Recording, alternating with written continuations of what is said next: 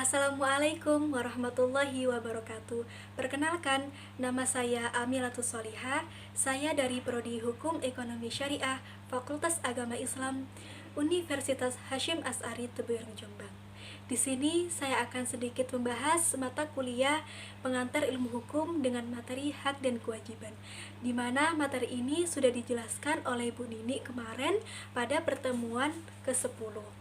Mungkin teman-teman semua sudah tidak asing lagi dengan hak dan kewajiban.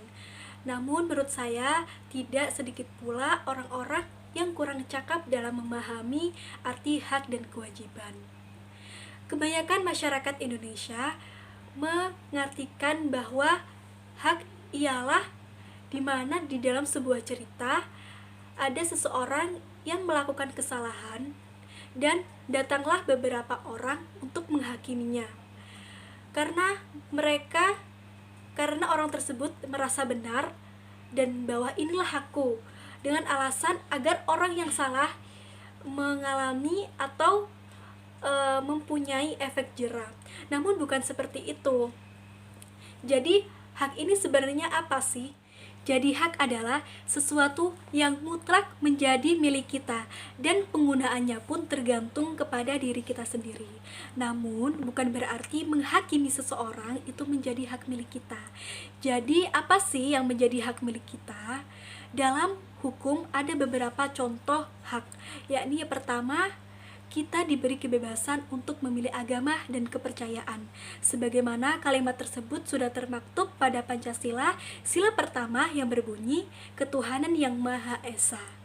Karena di Indonesia ini ada 6 agama yang diakui, yakni agama Islam, agama Kristen Katolik, agama Kristen Protestan, dan agama Hindu, agama Buddha, yang terakhir yakni agama Konghucu.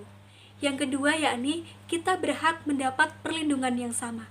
Di sini menjelaskan bahwa kita yang berkulit putih, berkulit sawo matang, atau bahkan hitam, entah itu yang kaya, yang miskin, yang bermata sipit, dan lain sebagainya, itu berhak mendapatkan perlindungan yang sama.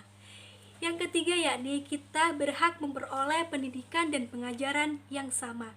Bukan berarti kita yang miskin, kita yang tidak mempunyai biaya, atau mungkin ada beberapa desa yang berada di pelosok sehingga media yang sulit dalam menjangkau, sehingga kita tidak bisa mendapatkan atau memperoleh pendidikan atau pengajaran dengan layak. Mungkin saja murid yang berada di desa ini bisa mengantarkan Indonesia memiliki pemimpinan yang lebih baik lagi.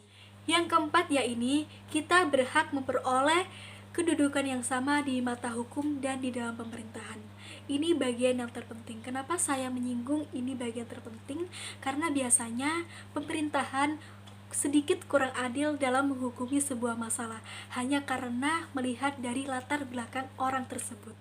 Lantas bagaimana dengan kewajiban? Kewajiban adalah sesuatu di mana kita harus melakukannya dengan rasa penuh tanggung jawab. Sebagai warga negara yang baik, kita wajib melaksanakan, membina, dan melakukan hak dengan tertib.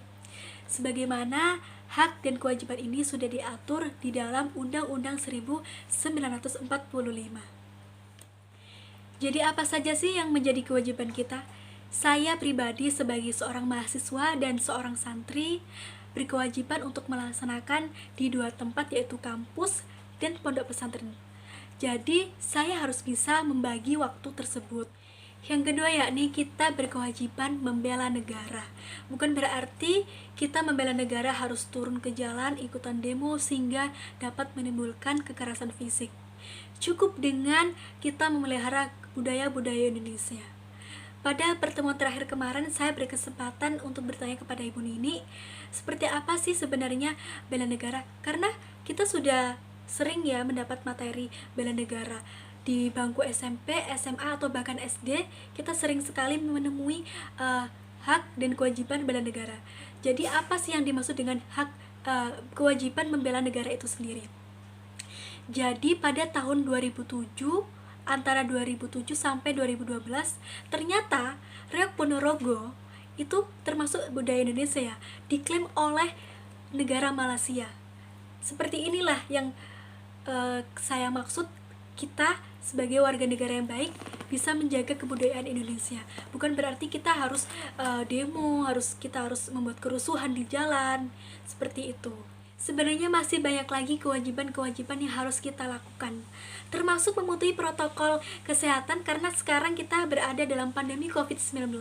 Itu kewajiban kita untuk saat ini ya, mematuhi atau menaati peraturan lalu lintas itu juga sebuah kewajiban.